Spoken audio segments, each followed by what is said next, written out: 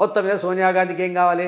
2 సార్లు ప్రతిపక్ష హోదా రాకుండా రాజశేఖర రెడ్డి గారి కుటుంబం పాపం నలిగి 50 సీట్లు కూడా రాని పరిస్థితిలో ఉన్నటువంటి సోనియా గాంధీకి కూడా ఇటువంటి మురికాత్మక ఆలోచన వచ్చి మళ్ళా కుటుంబంలో చిచ్చు పెడదామని ప్రయత్నం చేస్తే ఓకే. జగన్మోహన్ రెడ్డి గారిని ఇబ్బంది పెట్టిన వాళ్ళు, రాజశేఖర రెడ్డి గారి కుటుంబాన్ని ఇబ్బంది పెట్టిన వాళ్ళు ఇప్పుడు ఏడున్నారు చెప్పండి? ఎర్రంనాయుడు గారు ఎక్కడ పోయారు? శంకర్రావు గారు ఎక్కడున్నారు? అశోక గజపతిరాజు గారు ఎక్కడున్నారు? చంద్రబాబు 23 సీట్లకు ఎందుకు దిగిపోవాల్సి వచ్చింది? పార్లమెంటులో ఆఫీస్ లేకపోయేటటువంటి గతి ఎందుకు పట్టింది? రాజ్యసభలో 0 సభ్యులు ఉండేటటువంటి పరిస్థితి ఎందుకు వచ్చింది? ఆ కుటుంబం నిక్కాసైన కుటుంబం. రాజశేఖర రెడ్డి గారు కావచ్చు, రాజారెడ్డి గారు కావచ్చు, జగన్మోహన్ రెడ్డి గారు కావచ్చు, మాట ఇస్తే మాట దప్పరు, మడమ దిప్పరు. అది ఏదన్నా కానీ ఇవాళ జగన్మోహన్ రెడ్డి గారు సామాజిక న్యాయం చేయాలన్న ఉద్దేశంతో ఎమ్మెల్యేలను ఎంపీలను మార్చే పరిస్థితి కూడా ఉన్నదంటే ఆయన సామాజిక న్యాయం గురించి ఎంత ఆలోచన చేస్తుందో అర్థం చేసుకోండి. చేయగలిగిండు. ఆయన రాగానే కార్పొరేషన్లలో సామాజిక న్యాయం చేసిండు, మంత్రివర్గంలో సామాజిక న్యాయం చేసిండు, ఎమ్మెల్సీలలో సామాజిక న్యాయం చేసిండు, ఎంపీలలో సామాజిక న్యాయం చేసిండు. ఇన్ని చేసినటువంటి వ్యక్తి ఇవాళ చట్టసభలలో కూడా సామాజిక న్యాయం చేయాలి అనే ఏకాగ్రతతోటి ఆయన ప్రయత్నం చేస్తూ ఉంటే నువ్వు చెల్లెగా, రక్త సంబంధం ఉన్నటువంటి బిడ్డగా నువ్వు ఏం చేయాలి చెప్పండి? అందుకు నేను రావాల్సి వచ్చింది. ప్రజలకు స్పష్టత రావాలి, ఖచ్చితంగా ప్రజలకు స్పష్టత రావాలి, తెలుగు ప్రజలకు, ముఖ్యంగా ఆంధ్రప్రదేశ్ ప్రజలకు. అందుకే వాస్తవాలు పెడుతుంది. నేను వచ్చింది షర్మిలమ్మ గారు అదే రోజు నేను 8:46 నాకు డిబేట్ అయిపోయింది. కరెక్ట్ 9:35 నిమిషాలకు 9:45 ప్రెస్ కాన్ఫరెన్స్ ముంగటికి వచ్చింది. అవును, నాకంతంత అత్యంత ఆప్తులు మా ఇంటికి, మా కుటుంబానికి అనుకున్న మా కొండా రాఘవరెడ్డి అన్నని అన్ని అబద్ధాలు ఆడిందని ప్రమాణం చేసింది. పిల్లల మీద ప్రమాణం చేస్తానని. అసలు నీ ప్రమాణానికి ఏమన్నా పరిణితి ఉందా? శాంటిటీ ఉందా? ఏం చేసినావు నువ్వు? పాలేరు పోతివి, మట్టి చేతిలో పట్టుకుంటివి.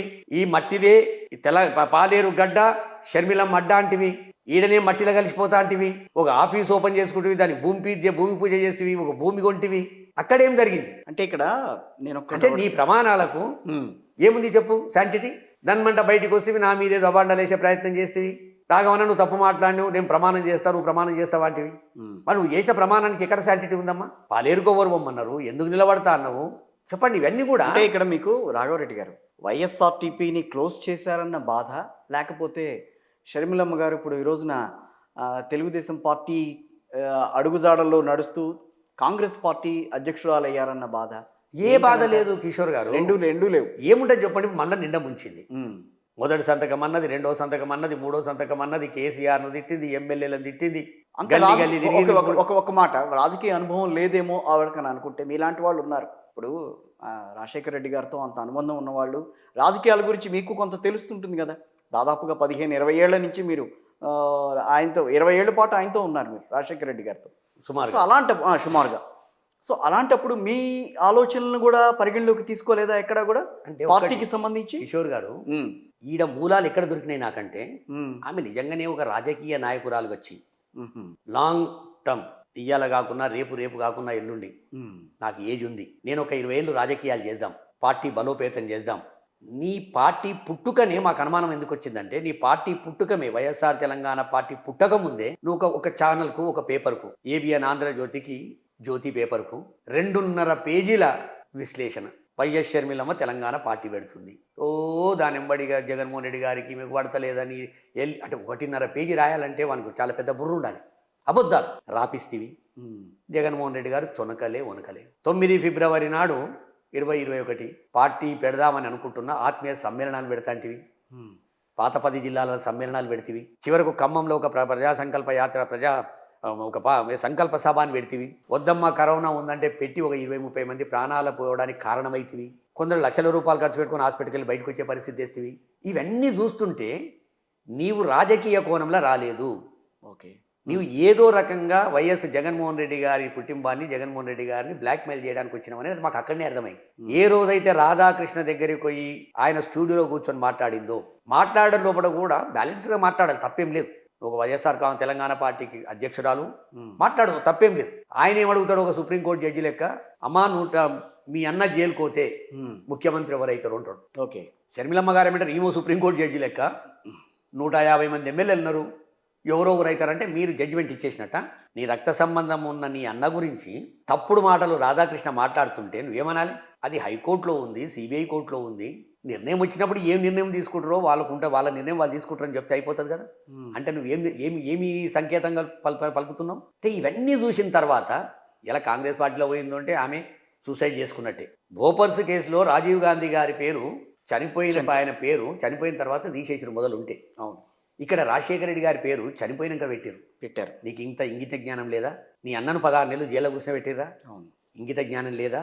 90 రోజుల్లో మిమ్మల్ని దానికి సంబంధించి విషయం బయటికి రావాల్సిన కూడా ఆయన 16 నెలలు జైల్లో పెట్టారు. మిమ్మల్ని ఈ రోడ్డు మీద కీడ్చింది కాదా? అవును, పరామర్శ చేయొద్దని చెప్పింది కాదా? ఇవన్నీ చేసిన పార్టీలకు ఎందుకు పోతున్నావు అనేది ఒక బాధ. ఎస్, తెలంగాణలో ఉన్నప్పుడు నువ్వు సాక్షి పేపర్ పేరు చెప్పకపోతే నాకు సగభాగం ఉందని. నిజమేనా? సగభాగం ఉందని. నీకు సగభాగం ఉంటే నువ్వు కూడా జైలుకు పోయి రావాలి.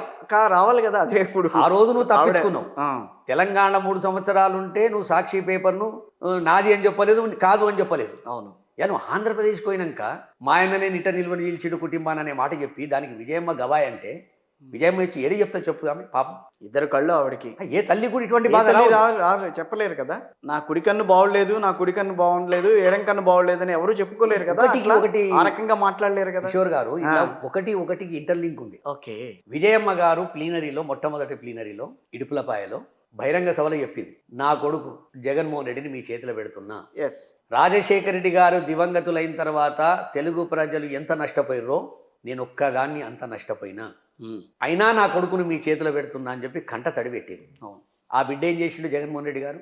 ఎన్ని కష్టాలు వచ్చినా ఎన్ని ఇబ్బందులు వచ్చినా ఏమైనా ఇవాళ 10 సంవత్సరాలు లోపట ముఖ్యమంత్రి అయిండు 151 సీట్లతోటి. అవును, రాజశేఖర రెడ్డి గారి సంక్షేమ పాలనను 10 ఇంతలు ముందుకు తీసుకుపోతాడు ఆయన. ఓకే, ఇక్కడ వచ్చేవరకు ఏం చేసినావు?